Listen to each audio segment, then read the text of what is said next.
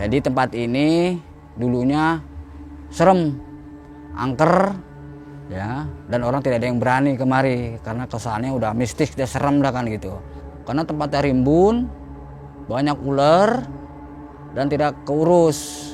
Jadi orang kalau kemari ini udah takut aja karena sering banyak penampakan di sini. Banyak gangguan-gangguan orang kesurupan. Terus banyak yang menyalahgunakan tempat ini, dibuat pemujaan, tempat orangnya ditogel, buntut. Nama saya M. Satiri, saya sebagai pengurus situs Cagar Budaya Sumur 7, tempatnya di Kampung Keramat Jaya, RT 1 RW 12, Desa Beji, Kelurahan Beji, Kota Depok.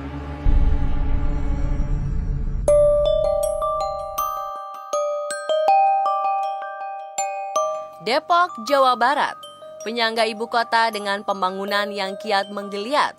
Siapa sangka wilayah berjuluk Kota Petir ini masih menyimpan rahasia magis di antara hingar-bingar aktivitas metropolitan.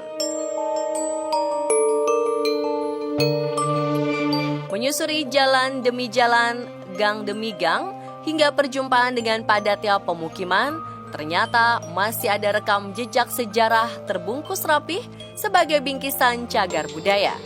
Tak ayal, interaksi makhluk astral pun diyakini masih kerap dijumpai. Seperti sosok ramah bagi pengunjung yang telah bersikap sopan, hingga sampai gangguan makhluk legam menyeramkan bagi orang-orang arogan. Malam ini kami akan mengajak Anda melusuri misteri Sumur 7 Keramat di Beji, Depok.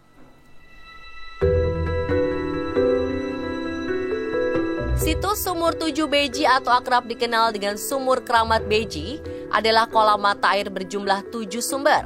Letaknya relatif berdekatan satu sama lain. Airnya tampak jernih. Saking jernihnya, siapa saja dapat melihat lumut menempel di dasar kolam yang hanya berjarak 2 meter. Kesan mistis pun dapat disaksikan dengan mata telanjang. Sebagian besar sumber air dikelilingi beringin besar yang telah berusia ratusan tahun. Sama halnya dengan mitos Sumur 7 di penjuru tanah air, Sumur Keramat Beji juga memiliki daya supranatural tersendiri. Konon, di sekitar sumur terdapat medan energi gaib yang tertanam lama. Banyak orang berduyun-duyun datang dengan problematika hidup masing-masing, berusaha menimba kekuatan karomah dari Sumur 7 Beji.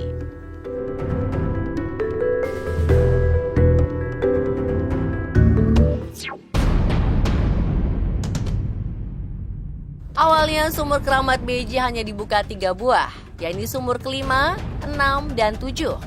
Kala itu, sumber air keramat lainnya masih tertutup pohon dan semak belukar lebat. Keberadaan makhluk astral melata dan rentetan gangguan gaib dalam bentuk kerasukan adalah sebuah pemicu stigma angker yang melekat khususnya di sumur pertama. Dari sini muncullah kisah menarik. Satiri, seorang warga Beji, memberanikan diri membuka sisi gelap sumber air keramat pertama di Jalan Popo. Sebuah keputusan mengambil sebuah amanah yang sangat berat. Alasannya tak bisa dianggap sepele. Konon, ia kerap didatangi sosok gaib bernama Eyang Wujud Beji di dalam setiap mimpinya. Awal muasalnya saya ngurus tempat ini tahun 80 saya udah didatengin sama Wujud Beji. Dalam mimpi itu, kapan lu mau main ke rumah gua? Terus seiring waktu tiap hari terus datengin. Akhirnya karena udah capek, kan, saya lapor ke orang tua. Izin sama orang tua, Pak, saya didatengin sama Wujud Beji. Saya suruh main ke rumahnya.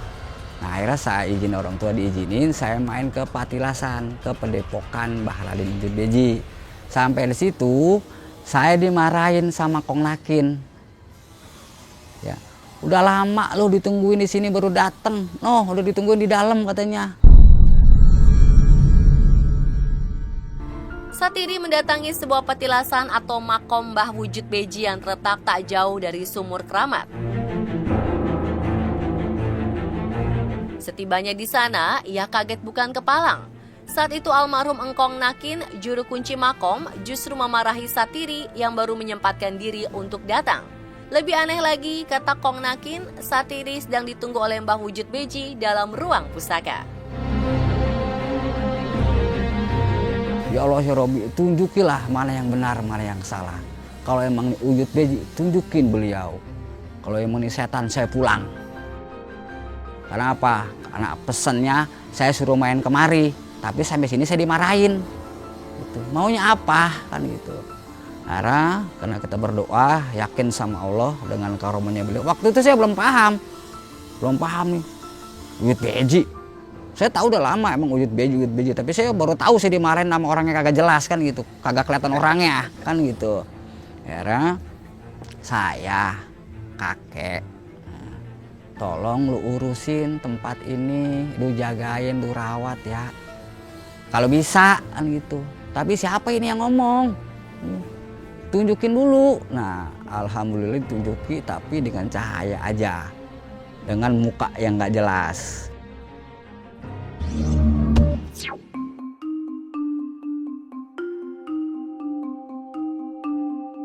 Banyak cerita bergulir di areal sumur pertama yang airnya diyakini memiliki khasiat penyembuhan segala macam penyakit, baik penyakit luar atau dalam, dari yang bersifat medis sampai non-medis. Dikisahkan pada suatu ketika, seseorang lelaki mendatangi sumur pertama saat pemulihan tulang bahu yang bergeser pasca kecelakaan. Setelah melakukan mandi dan tawasul, ia pulang ke rumah. Anehnya, sampai rumah, ia merasa ada orang yang memijat bagian tubuhnya yang sakit. Ajaib, karena keesokan harinya ia merasa sembuh secara signifikan.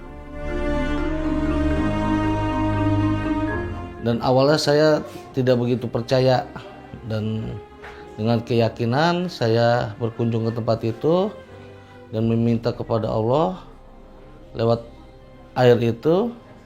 Alhamdulillah, apa yang saya rasakan sakit di kaki saya, bekas patah, tabrakan, 2 bulan untuk dokter, dan berobat jalan dan harus memang dipakai pen ya.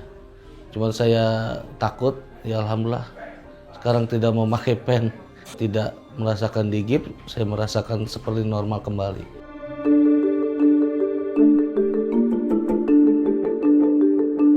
Pembubuhan nama maupun nomor sumur konon tak bisa asal tunjuk. Perlu doa dan niat besar agar pengurus sumur keramat tidak salah langkah di kemudian hari. Pemberian nama tersebut didasarkan pada khasiat masing-masing air sumur. Menurut sejarah setempat, keberadaan sumur 7 Beji tak dapat dipisahkan dari seorang tokoh bernama Eyang Wujud Beji atau Mbah Wujud Beji. Beliau diyakini sebagai penyebar agama Islam yang kini menjelma sebagai legenda terbentuknya kawasan Beji Depok. Diyakini Eyang Wujud Beji adalah seorang tentara Islam dari Cirebon yang sering melintasi Depok untuk melakukan hubungan diplomatik dengan kerajaan Banten sekitar abad ke-15. Suatu ketika, Eyang Wujud Beji berdoa kepada Allah, meminta air untuk irigasi sawah warga yang mengalami kekeringan. Dengan karomah yang beliau miliki dan kekuasaan Tuhan, tiba-tiba doa tersebut langsung diijabah dengan munculnya 7 mata air di seputar Beji.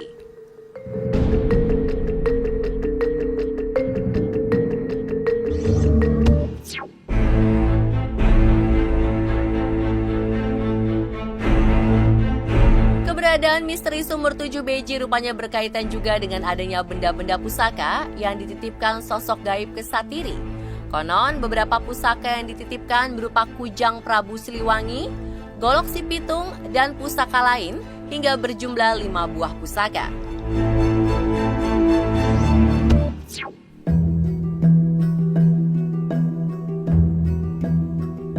Banyaknya cerita magis menjadi tanda sumur 7 Beji memiliki daya supranatural luar biasa yang diwariskan selama berabad-abad. Kekuatan ini tak lekang oleh zaman meskipun dengan segala unsur kemajuannya. Konon hingga kini tak ada sedikit pun ruang bagi orang sombong melenggang di situs sumur 7 Beji. Nah, jadi banyak kejadian-kejadian di luar nalar gitu, yang luar dimasuk akal banyak. jangankan orang lain. Saya sendiri pun kadang-kadang kalau sendirian malam-malam di sini kadang ada yang ngodain. Ini ngapain? Ini ngapain gitu. Jadi pengennya bercanda gitu.